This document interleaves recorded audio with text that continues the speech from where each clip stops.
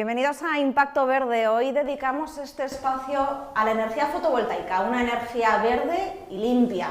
Nos vamos a preguntar cuál es su impacto socioeconómico, qué beneficios tiene para el desarrollo rural y sobre todo cómo trabajan las empresas del sector para mejorar la implantación de esta energía. Pero ¿saben ustedes cuánto se está beneficiando las comunidades autónomas que ya están utilizando esta energía fotovoltaica? Bueno, no se muevan porque comenzamos. Les presento al panel de expertos con José Donoso, director general de la Unión Española Fotovoltaica, patronal que reúne a más de 600 empresas de toda la cadena del sector. José, bienvenido. Gracias, Cintia. Vamos a hablar de energía fotovoltaica y vamos a hablar de energía también con Eduardo San Nicolás, es director de estrategias de Soltec. Bienvenido. Muchas gracias por invitarme. Y por supuesto también nos acompaña otra grandísima empresa, nos está acompañando Endesa. Leticia Solá es experta en eficiencia energética, bienvenida. Muchas gracias. Bueno, vamos a empezar por distinguir y por explicar, José, qué es exactamente la energía fotovoltaica. La energía fotovoltaica es una tecnología de unas células de silicio, normalmente lo más utilizado es silicio monocristalino, que lo que hace es traducir las radiaciones que vienen del sol en una energía eléctrica, que va a nuestras casas, a nuestras industrias y produce y nos hace que consumamos energía no solo limpia, sino además de la forma más económica posible en países o zonas con buen recurso solar. Yo creo que además que eso es algo de lo que nos podemos estar beneficiando hoy más que nunca, que vemos cómo el precio de la energía, de alguna energía, pues está por las nubes, ¿no? Sí, efectivamente, ahora que también está de moda la palabra vacunarse, desafortunadamente, yo diría que la mejor forma de vacunarse en estos momentos contra estos precios que estamos viendo tan absurdos de la energía eléctrica es la energía fotovoltaica, las energías renovables en general, pero la fotovoltaica permite que cada ciudadano pueda vacunarse a sí mismo a través del autoconsumo y favoreciendo la instalación de plantas en suelo que permitan que cada vez el mix eléctrico español tenga más energía fotovoltaica, lo que va a significar que tenemos una energía más limpia y también una energía más barata, muy alejada de estos costes que estamos viendo hoy en día. En estos momentos hoy, más o menos, he visto que el mercado ha cerrado el mercado eléctrico a 369 euros megavatio hora. La media de producción de energía fotovoltaica con energía en la subasta que se celebró en enero fue de 24 euros. La diferencia es competitivo, abismal. Bueno, vamos a profundizar sobre ello porque además antes de comenzar este espacio ya estábamos hablando sobre este tema, pero Eduardo, antes de empezar, ¿qué están haciendo las empresas para beneficiar la implantación de esta energía?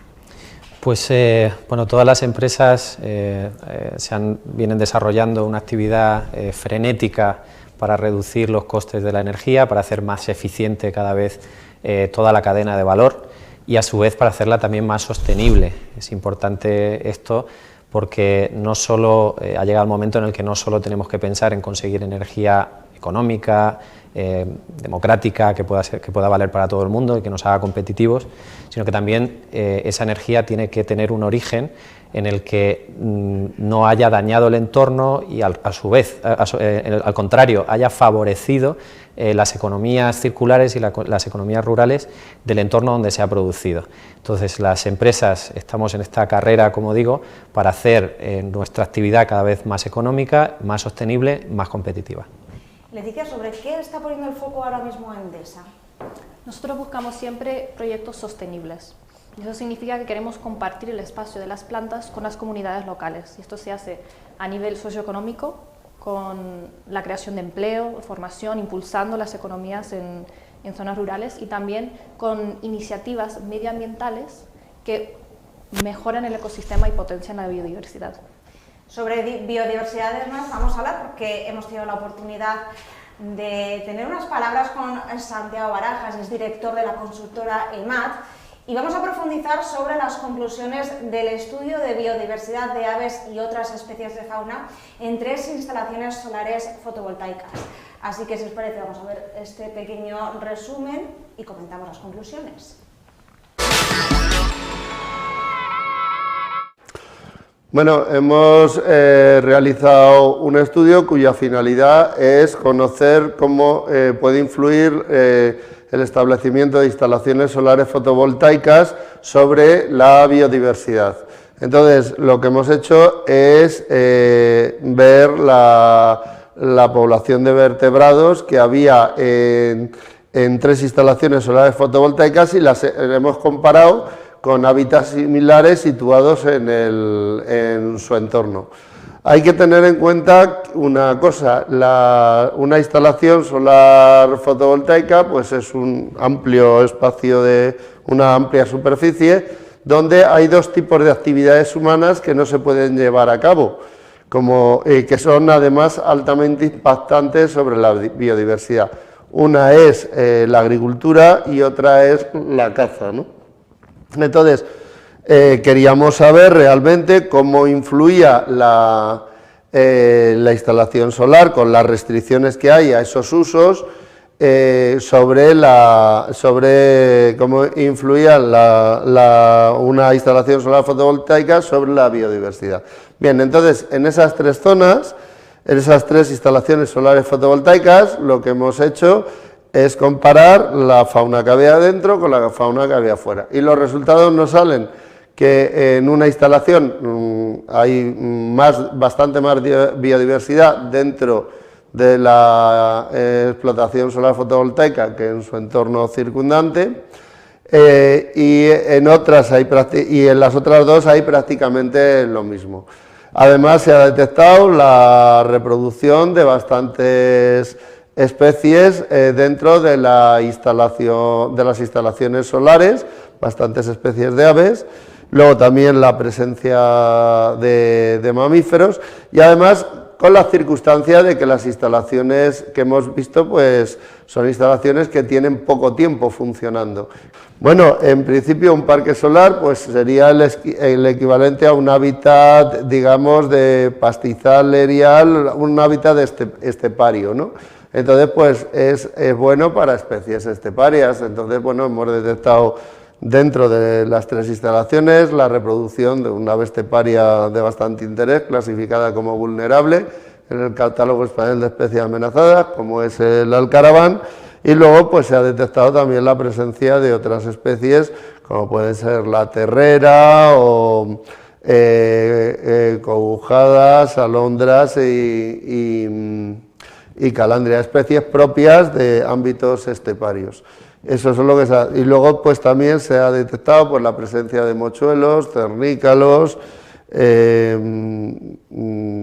yo que sé, también carracas, en fin, aves propias de los ámbitos de ámbitos esteparios o semiesteparios, ¿no? Bueno, no, vamos a ver, una instalación solar fotovoltaica, primero depende de dónde se ponga. Si se pone en un área de gran interés natural, la va a transformar totalmente y genera un impacto importante. Pero si se pone en un área de bajo interés natural o que sea degradada o que está degradada, puede suponer una mejora notable de la biodiversidad. Y visto lo que está ocurriendo en el campo español, donde se está una auténtica explosión del regadío, o sea, ahora tenemos ya más de 4 millones de hectáreas de regadío en nuestro país, pues lógicamente una instalación solar fotovoltaica siempre va a albergar mayor biodiversidad, por ejemplo, que unos campos de regadío intensivo. Vamos a ver, depende el entorno en el que se instalen, por decirlo de alguna manera. Si se ponen en una dehesa de encinas y se quitan todas las encinas, pues sí, está produciendo un impacto. Si se ponen en medio de un cultivo, en medio de un regadío o de unos cultivos normales y corrientes, pues está reduciendo mucho el impacto. Y si se pone en una zona de escombreras, una zona que ha sido arrasada por la acción humana, claro que supone una mejora muy importante. Hay que tener muy en cuenta una cuestión. Dentro de una instalación solar fotovoltaica, ya digo, hay 2 actividades humanas muy impactantes que no se pueden llevar a cabo. Una es la agricultura, joder, que sea una actividad muy impactante no quiere decir que no sea necesaria. La agricultura, pues sabemos que es necesaria. Entonces, una es la agricultura y hay otra actividad muy importante, muy impactante que tampoco se puede hacer en una instalación solar fotovoltaica, que es cazar, la caza, por motivos que no hace falta explicar, ¿no? Entonces, claro, estamos hablando de fincas de cientos de hectáreas donde no se va a cazar durante muchos años. Eso pues va a favorecer a bastantes especies animales, lógicamente. Precisamente por eso que estoy diciendo de que ahora mismo hay dos grupos de especies que están en nuestro país en regresión. Son las que viven en las zonas altas de las montañas debido al cambio climático, pues que el cambio climático hace que se trasladen especies del sur al norte y de zonas bajas a altas. Claro, la que vive en la zona alta no tiene dónde trasladarse. Entonces, y luego otras especies que se están viendo muy afectadas en las últimas décadas son precisamente las aves esteparias. ¿Por qué? Por una razón, por la intensificación de la agricultura. Ahora mismo la intensificación de la agricultura, en su mayoría en forma de regadío, pues eso conlleva un uso masivo de plaguicidas que hace que no haya insectos apenas, entonces pues no hay las aves que se comen los insectos. Por ejemplo, además eso se puede comprobar. Cuando éramos, los que ya tenemos cierta edad, cuando éramos pequeños, íbamos en coche con nuestros padres en verano, en un viaje largo, pues a lo mejor había que parar una o dos veces en el camino para limpiar los cristales de insectos que se quedaban ahí pegados. Bueno, ahora te puedes recorrer media Europa que no tienes por qué limpiar. ¿Eso por qué? Porque hay muchísimos menos insectos. Y lo que está ocurriendo en las instalaciones solares fotovoltaicas, como no se utilizan plaguicidas de ningún tipo, no hay esa intensificación de los cultivos, pues lo que está haciendo es pues que haya proliferación de insectos, lo cual es muy bueno para la biodiversidad y por tanto también para las especies que se alimentan de estos insectos. Yo creo que no hay que tenerlas miedo a una instalación solar, es una actividad que lleva a cabo la acción humana y que no lleva unos efectos derivados. Lo que hay que hacer es no instalarlas en zonas de gran valor natural, esas zonas deben quedar excluidas, pero en una zona de un valor medio o bajo pueden ser una mejora importante y por supuesto no hay que tenerlo bien. Lo que hay que hacer es hacer las cosas bien. Sé que suena un poco así, pero es la realidad. Si una instalación solar fotovoltaica se hace bien, la incidencia ambiental es muy reducida y los efectos sobre la biodiversidad pueden ser muy positivos a medio plazo.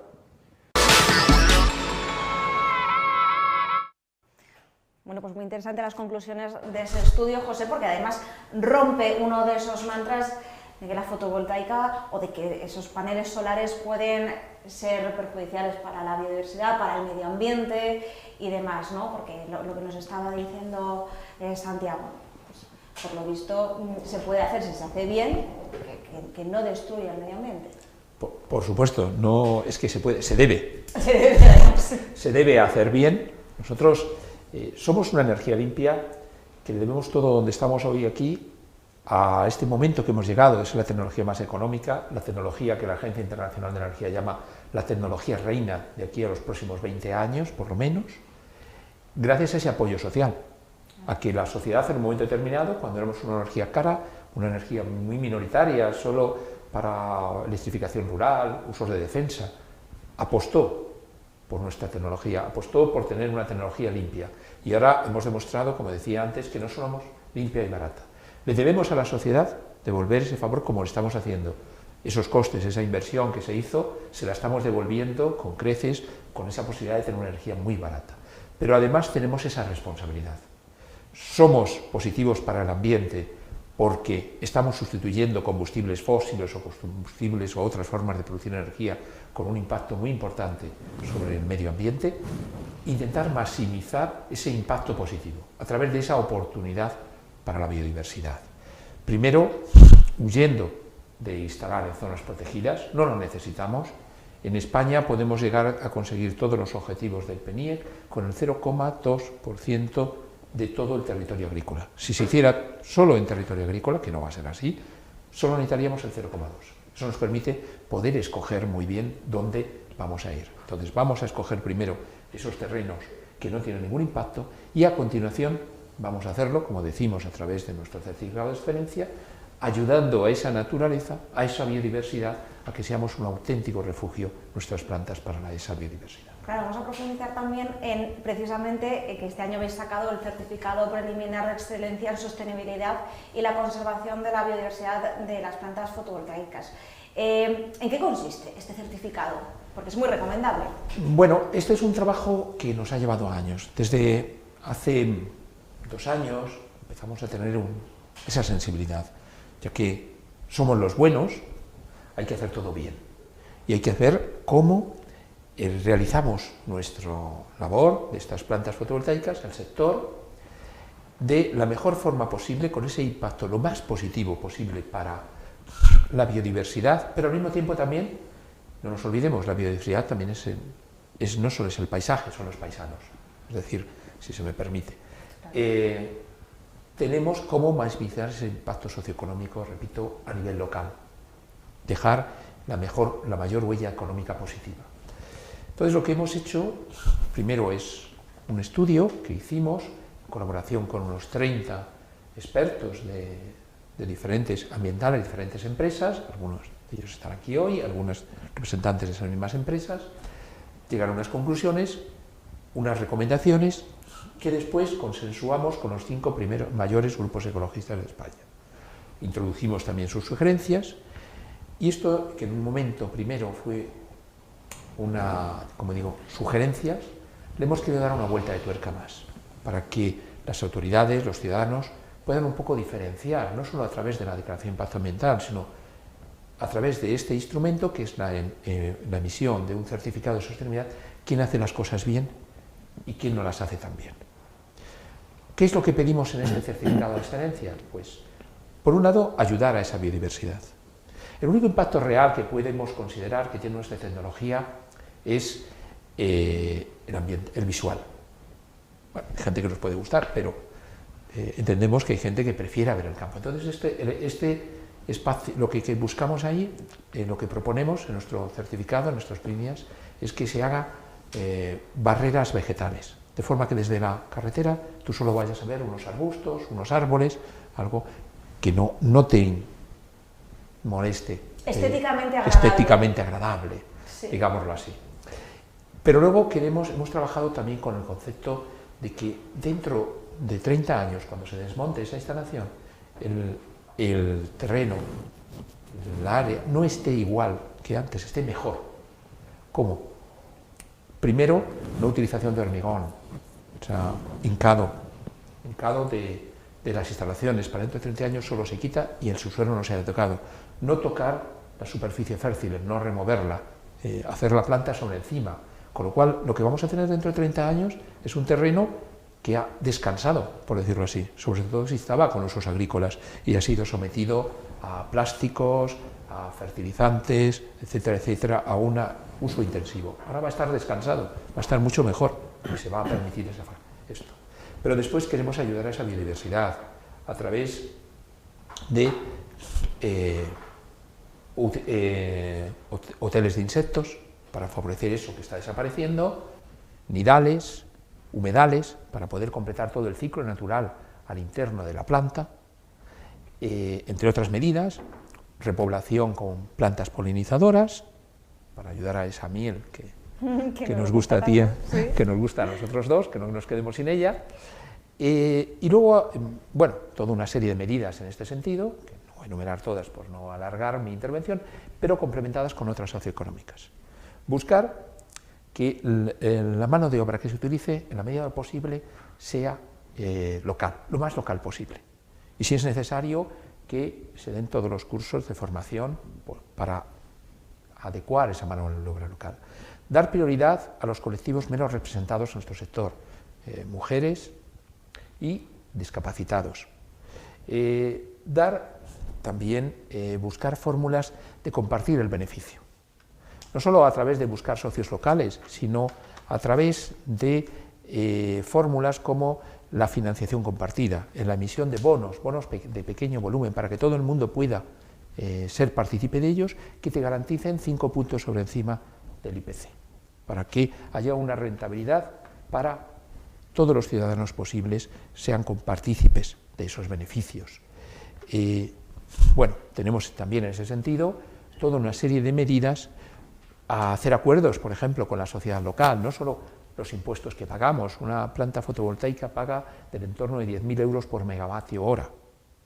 No solo, no por megavatio hora, por megavatio instalado paga al año durante los 10 primeros años de impuestos locales. Pero además, además esa planta está dando unos beneficios, y comparamos, por ejemplo, si había un terreno que se utilizaba para uso agrícola, la renta que estaba recibiendo ese agricultor era entre 150 euros por hectárea o un máximo de 400 euros por hectárea. Ahora va a cobrar de 1.500 a 2.000 euros por hectárea, en algunos casos 2.500. Es decir, pero nosotros lo que queremos es que además de eso se llegue a acuerdos con la sociedad civil para ver qué puede hacer esa empresa por mejorar lo que llamamos la España vaciada, por llamar, no me gusta ese término, pero esa población local, qué tipo de acuerdo se puede hacer para que sea más palpable y se vea que es un matrimonio positivo, el de una planta, un territorio y unos ciudadanos. Eduardo, al hilo de lo que está diciendo José, ahora actualmente las carreras que más se están impulsando son aquellas tecnológicas, aquellas científicas, pero lo que nos está diciendo José es que realmente existe una oportunidad laboral fuera en el campo que va muy hilado con la tecnología y con el mundo rural. Desde vosotros, Soltec, ¿cuáles son ahora mismo, de aquí a 10 años, para los estudiantes que digan, es que no sé qué estudiar, pues a lo mejor aquí tengo una salida, ¿cuál sería esa? Sí, bueno, pues nosotros en Soltec llevamos desarrollando plantas solares desde el año 2004, no solo en España, sino también en otros países de Europa y en Latinoamérica. Para nosotros desde el principio siempre fue muy importante contar con las corporaciones locales y con las universidades y con los centros de trabajo local, ¿no? Entonces, siempre que hemos llegado a una localidad, lo que hemos hecho es hablar con el ayuntamiento y decirles, tenemos una planta que hacer, nos gustaría compartir la manera de hacer esta planta con vosotros y nos gustaría que nos ayudaseis. ¿Cómo? Pues a través de las agencias de desarrollo local. El ayuntamiento pone a disposición pues la propia estructura administrativa para dar formación, dar cursos, y aquello, principalmente a parados, y transformar y educar a aquellas personas que están en una situación de desempleo o que necesitan renovarse y de alguna manera entrar en este nuevo sector. Y utilizamos sus instalaciones y salen con certificados, y luego los contratamos en las plantas.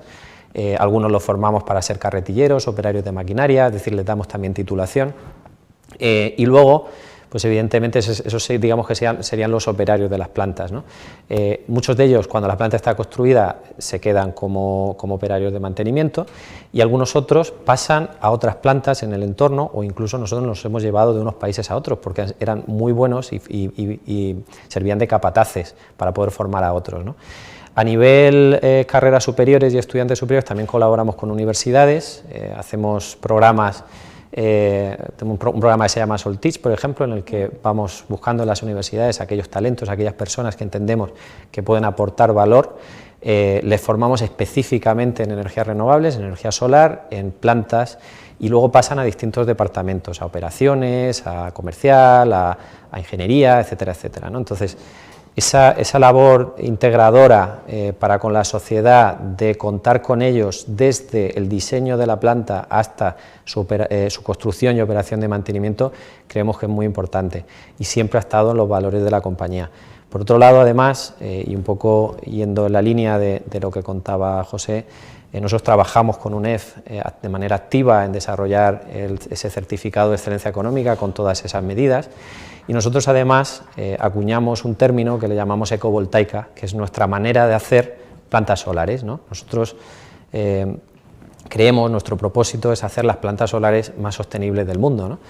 Entonces, ¿cómo lo hacemos? Pues a través de muchas de esas medidas, que nosotros las agrupamos en 4 ejes que cumplen los 17 ODS de las Naciones Unidas, que es la parte socioeconómica, la parte de economía circular, la parte de biodiversidad y la parte de huella de carbono, ¿no? Muchas de las medidas ya las ha comentado José antes, un poco nosotros les ponemos, le vamos poniendo número a las cosas, ¿no? Entonces, por ejemplo, un 10% de la planta se dedica precisamente a humedales o a zonas para incentivar o promover pues, los insectos, animales, pequeños animales. Hay multitud de medidas, él comentaba algunas, hay vallados cinegéticos para que pasen pequeños animales, hay muchas más cosas a nivel, pero también hay que tener en cuenta que las plantas solares son altamente garantistas a nivel ambiental y cuanto más grandes sean, más lo son. Eso quizás es algo que la gente en general, el público, no lo sabe, ¿no? Piensa que porque sean más pequeñas el impacto es más bajo y a veces es justo al contrario. ¿Por qué? Porque requieren evidentemente de trámites ambientales muy severos, o sea, muy escrupulosos, que vienen pues del Ministerio, en el caso de España, el Ministerio de Medio Ambiente o de las comunidades autónomas, es decir, que pasan por toda una declaración de impacto ambiental con todo lo que eso lleva y por tanto a nivel ambiental son ampliamente garantistas. Lo que no te exige la Administración a día de hoy es la parte socioeconómica, es la parte de vamos a dar empleo, vamos a formar, vamos a domiciliar las sociedades de promoción de esas plantas en los ayuntamientos para que paguen impuestos allí. Incluso vamos a compartir energía con los vecinos, ¿no? Esto es una de las cosas que hace Soltec, y es que los vecinos de las plantas, al final, aunque se hagan medidas de integración paisajística, que es muy importante, ellos van a tener que ver esa planta durante toda su vida, ¿no? Ellos viven allí, ¿no? Entonces nosotros queremos que los vecinos se beneficien de esa planta. ¿Cómo? Pues en el entorno de menos de 2 kilómetros compartimos con ellos energía de manera gratuita o en condiciones ventajosas hasta un 1% de la energía de la planta. Esto vale para plantas grandes, plantas pequeñas no podrían salir los números, pero en plantas grandes es una de las cosas que hacemos. ¿Cómo? Pues a través de comercializadora o a través de autoconsumos. Entonces, este tipo de medidas son las que ayudan a los vecinos a entender que hay un beneficio en instalar plantas solares, ¿no? Entonces, junto con compensación de huella de carbono, junto con contratarles, junto con todas estas medidas, ¿no? Al final es toda una batería de medidas en los que tú vas haciendo unas métricas, unos KPIs, y finalmente te dice cómo de sostenible es la planta.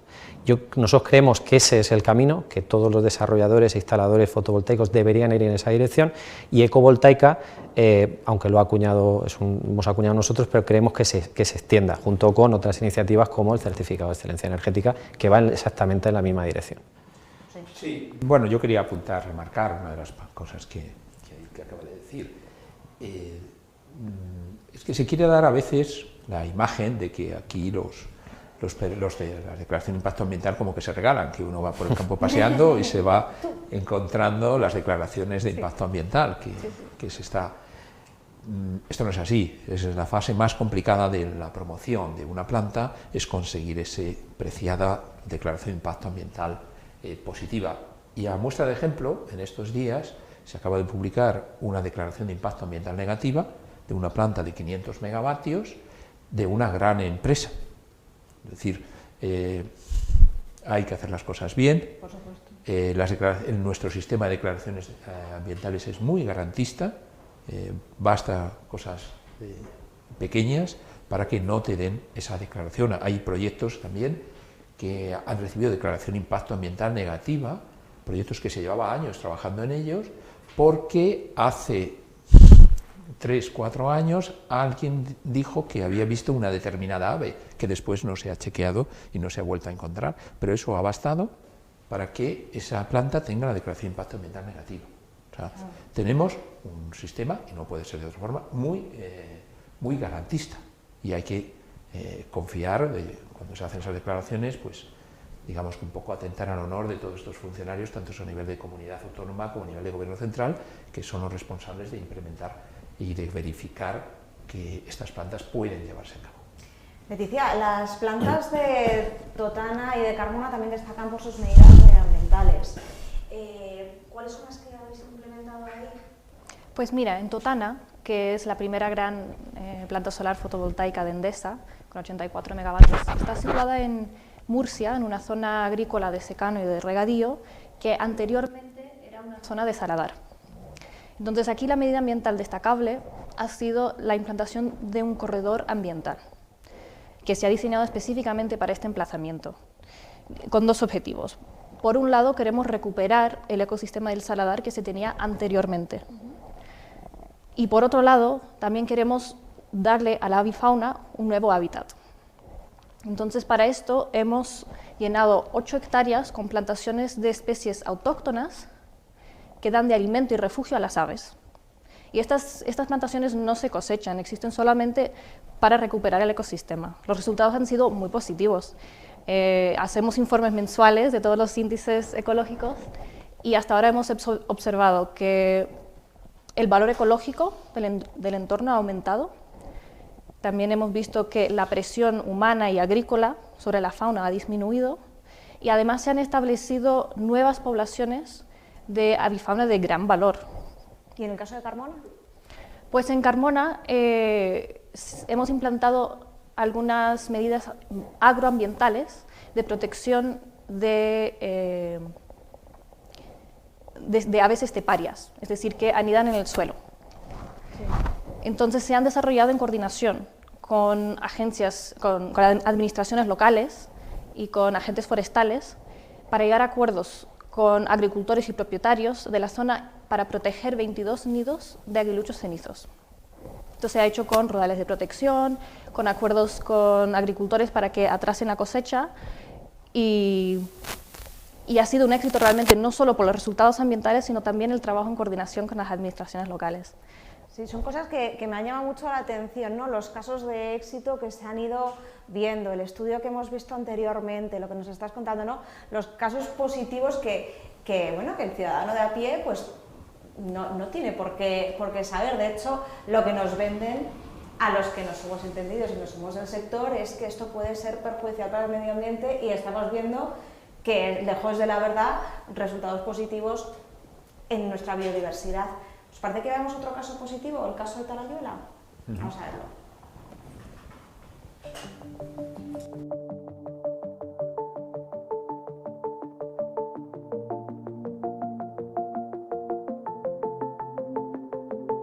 Talayuela Solar es una de las plantas solares más grandes de España, con 300 megavatios, tiene una extensión de 820 hectáreas y está ubicada en el término municipal de Talayuela, en Cáceres. De estas 820 hectáreas, 312 han ido destinadas a medidas ambientales, por lo que Talayuela Solar es un ejemplo de convivencia o un binomio perfecto entre naturaleza y energías renovables. Este aula de la naturaleza, que consideramos que es algo casi novedoso porque no es una medida que se suele establecer vinculada a las plantas solares, tiene como objetivo enseñar a los más jóvenes, a los que no son tan jóvenes, cómo puede ser o cómo es posible ese binomio entre la naturaleza o entre el entorno en el que nos desarrollamos y el desarrollo de las energías renovables. Para ello vamos a poner en marcha diferentes programas de educación ambiental intergeneracionales con el fin de que haya una toma de contacto tanto con el entorno como con la planta solar. La energía solar es una energía limpia, es una energía renovable, pero bueno, aparte de lo que todos conocemos desde el punto de vista técnico, hay que considerar que la energía solar o este tipo de proyectos son una oportunidad para las comunidades. Statkraft, por ejemplo, apuesta por un compromiso con la comunidad, generando empleo local, haciendo inversión local, por tanto también es una manera de generar desarrollo en zonas rurales. Hemos instalado diferentes medidas vinculadas a avifauna, desde la instalación de diferentes cajas nido adaptadas a cada una de las especies que perviven en este espacio, a la instalación de postes como zonas de descansadero, muchos de ellos próximos o cercanos a este tipo de lagunas, o también se realizan otro tipo de estudios, como por ejemplo un estudio de avifauna que permite analizar el control de especies, o incluso se ha podido comprobar cómo ha habido un incremento de especies como la grulla. Estas lagunas sí que es cierto que son unas lagunas artificiales, pero contamos con todos los permisos desde Confederación Hidrográfica del Tajo, porque es agua al final natural y este tipo de lagunas permiten una coexistencia entre la flora y la fauna al mismo tiempo que sirven de bebedero para muchas especies de la zona. En primer lugar, lo tienen que ver como una oportunidad, tanto desde el punto de vista de creación de empleo como de inversión local. Después, desde el punto de vista más visual o ambiental, si lo queremos ver así, es muy importante que desde las empresas trabajemos precisamente con los vecinos, mano a mano con ellos, y es muy importante también que hagamos una labor de educar la mirada, porque el desarrollo de este tipo de energías son un claro ejemplo, y Talayuela Solar es ejemplo de ello, de la convivencia entre el entorno, el ecosistema y las energías renovables. Y consideramos que es clave mantener el ecosistema en el que instalamos nuestros proyectos. En este caso estamos en un espacio natural, en un espacio de dehesa, por tanto consideramos que establecer este tipo de medidas es una manera de mantener el ecosistema como estaba, incluso contribuimos a mejorarlo.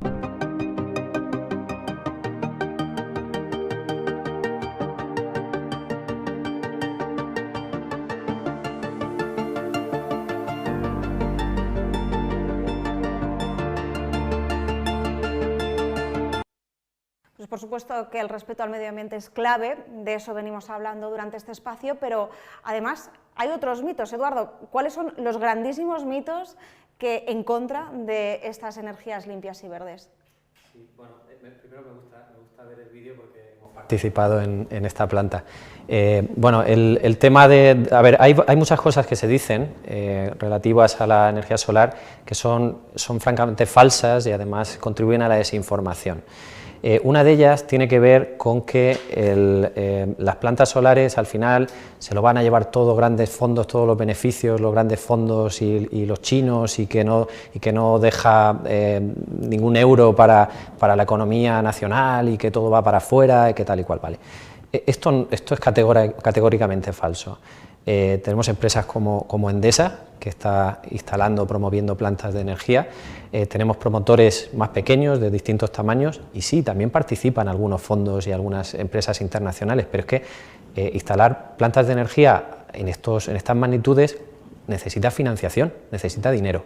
Entonces, luego además resulta que es cierto que la mayor parte de los paneles solares vienen de Asia, pero es que hay muchas cosas que se fabrican en España. UNEF tiene 400 o más de 400 socios, muchos de los cuales, 625 socios, muchos de los cuales, como nosotros, somos fabricantes. Nosotros fabricamos seguidores solares, más del 50%, casi el 60% de todo lo que se necesita una planta para hacerse realidad, se hace con ingeniería, con empresas, con fábricas locales, incluso la construcción es también local, ¿no?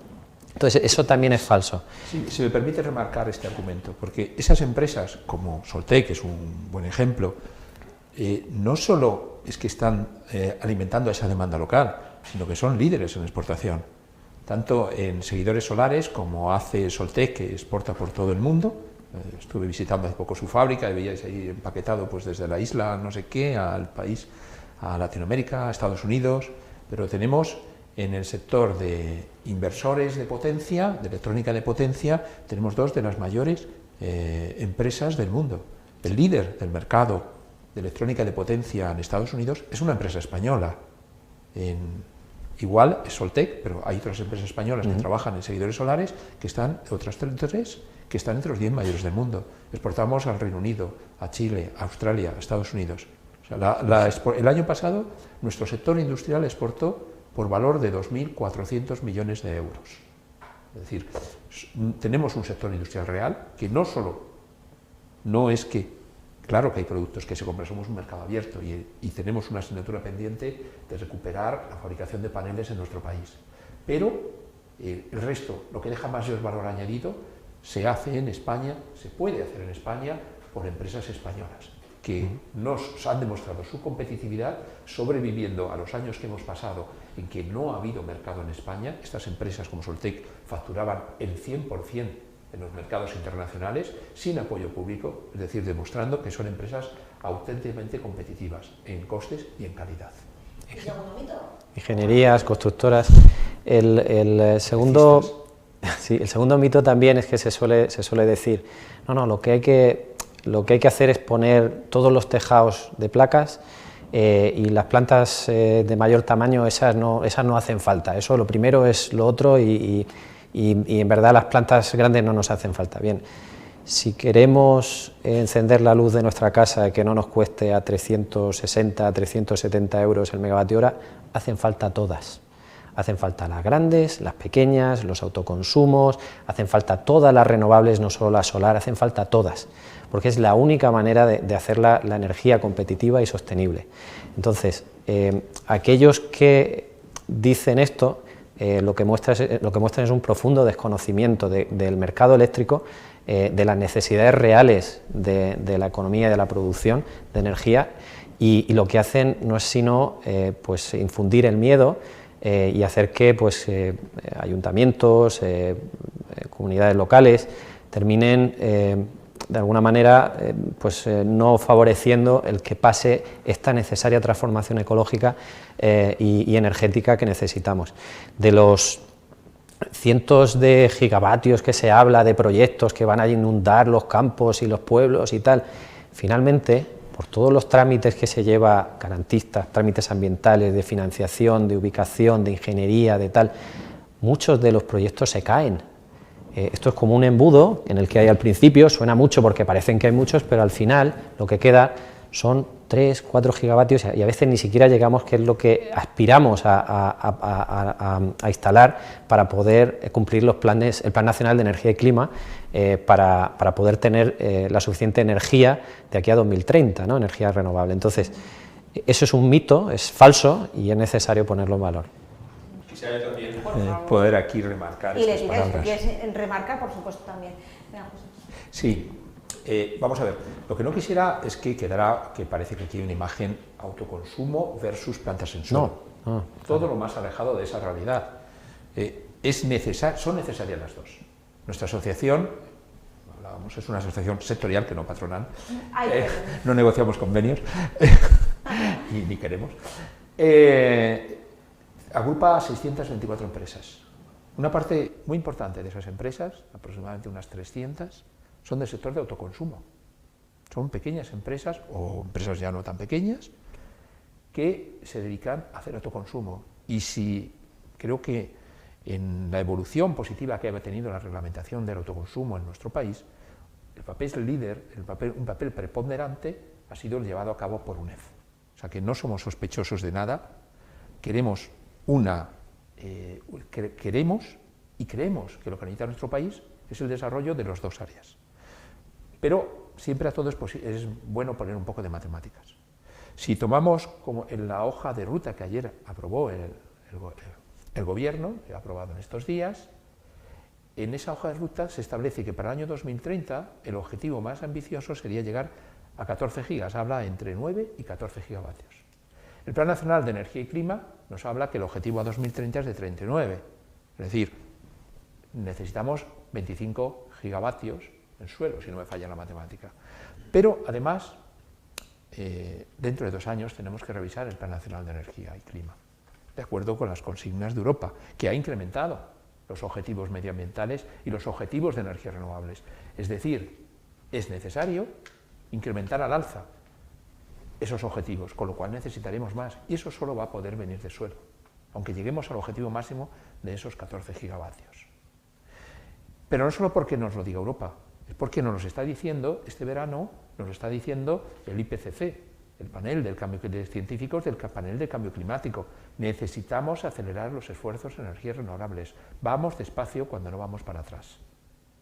Cada retraso que se produce, si queremos ir más rápido, solo puede ser acelerando por los dos lados, facilitando todas las barreras, facilitando la eliminación de todas las barreras posibles al autoconsumo y al mismo tiempo generando todo lo que podamos en suelo. Eso es lo que nos va a permitir que la energía fotovoltaica pueda aportar su grano de arena, más que grano, una montaña de arena, a reducir el problema del cambio climático y al mismo tiempo necesitamos cuanto antes esa energía barata para que estos precios tan desorbitados vuelvan a un marco de realidad. Y eso solo lo podremos conseguir fundamentalmente de forma tecnológica a través de las energías renovables. Leticia, ¿por qué en un país como España, tan rico, ¿no?, con tanto sol, con tanta oportunidad, se le están poniendo tantos palos en las ruedas al final al desarrollo de estas energías? Pues menos mal, es cada vez menos. En los últimos 3 años hemos visto una cantidad de energía solar fotovoltaica instalada que no habíamos visto en unos 10 años. Y la verdad es que está creciendo muchísimo el sector, estamos adquiriendo mucha experiencia en el sector y cada vez los precios consiguen bajar y cada vez podemos tener plantas que producen más electricidad y también que sean más sostenibles, que sean mejores con el medio ambiente y con su entorno local. Bueno, Eduardo, ¿cuánto tiempo tiene que pasar hasta que lleguemos a un nivel de consumo de ambas energías óptimo? Bueno, pues estamos en camino, están fijados los planes y de hecho cada vez vamos a más renovables y además debemos ir más rápido, se deben acelerar esos planes, eso es lo que nos está diciendo Europa. Hace poco salió una noticia pues que estamos ya próximos en 2021 a producir más de la mitad de la energía eléctrica en España con origen renovable, pero el reto todavía, el otro 50%, pues es un reto bastante motivante, pero que necesitamos de todos, con la colaboración de todos para poderlo llevar a cabo. Lo que necesitamos al final es una energía económica, sostenible, pero también gestionable, ¿no? Entonces ahí es donde empieza, donde está el kit del principal reto, ¿no?, que nos queda. No solo hay que generar energía, sino que esa energía tenemos que darla o ofrecerla cuando la gente, cuando las empresas la demandan, ¿no? Entonces, pues no siempre hay sol, no siempre hay viento, necesitamos almacenar esa energía, necesitamos gestionarla. Entonces, el principal reto ahora es poner en marcha todas las tecnologías que existen y además están bajando los costes y además se están creando tecnologías nuevas para poder gestionar y almacenar esa energía de forma que en los próximos años, pues en 2030 deberemos andar por las 3/4 partes, deberían ser ya energías renovables, pero además deberíamos poderlas gestionar y en 2050 tenemos que estar totalmente descarbonizados incluso antes, ¿no? Toda ayuda es poca, toda empresa es necesaria, toda voluntad política, social debe ser tenida en cuenta y bueno, estamos en el camino. ¿Estamos en el camino, José? Sí, estamos en el ¿Quién camino. se está retrasando más? ¿Quién se está retrasando? Bueno, a ver, dentro de todo el mix de energías renovables, está claro que las que vamos más deprisa son aquellas que son más competitivas, y es normal. O sea, se necesitan a todas, necesitamos todas las energías renovables, porque es un objetivo ambicioso conseguir ese 100%. Pero, evidentemente, la eólica y la fotovoltaica son las energías, hemos demostrado en las subastas, que podemos producir nuestra energía a un coste inferior, y eso social y económicamente es lo más interesante. Y quiero remarcar, además, que para España es una gran oportunidad. Ahora estamos viendo esta tormenta de precios, y esto nos hace ver la realidad de los riesgos que se corren en los mercados eléctricos. Pero en España siempre hemos tenido un mix eléctrico que históricamente ha sido más caro que el de los otros países de nuestro entorno. Sin embargo, con la energía fotovoltaica eso puede cambiar completamente. La tecnología fotovoltaica, una de sus grandes ventajas es que es sencilla. No es una tecnología que posean pocos tecnólogos en el mundo. Cualquier país puede producir placas fotovoltaicas. Cualquiera se puede lanzar, luego hay que hacerlo de forma competitiva con otros competidores, pero la tecnología está a disposición de todos. Entonces no marca la ventaja competitiva entre un país y otro el disponer de esa tecnología. Lo que marca es el tener una buena radiación solar y territorio para poder hacer plantas que te permitan aprovechar de esa economía de escala. Y en esa ecuación, tecnología, territorio, radiación, España es el único país que la tiene. Los países de nuestro entorno tienen acceso a la tecnología, pero o no tienen territorio disponible o no tienen las mismas horas de radiación que España. Esto al final lo que nos da esa ecuación es tener un precio de la energía eléctrica para nuestra industria más barata que la de ningún país del entorno. Y esto va a hacer que empecemos a hablar de localizaciones industriales en lugar de deslocalizaciones. Ya estamos viendo un primer proyecto como el de Trujillo, de una empresa que viene a España a fabricar diamantes. ¿Por qué? Porque ha conseguido un acuerdo con un promotor fotovoltaico que le garantiza la energía eléctrica a un precio estable y competitivo durante muchos años. Y esto vamos a ver cada vez más oportunidades de este tipo. Hay que aprovecharlas. La conclusión es que estamos llegando poco a poco, pero tenemos que seguir avanzando. Quería dar las gracias a UNEF, a Soltec y a Endesa por estar en este espacio y sobre todo para aclarar algunas de las grandes dudas, ¿no?, que giran en torno a estas energías verdes, a estas energías limpias. José, muchas gracias. Gracias Eduardo, a ti. Leticia, gracias.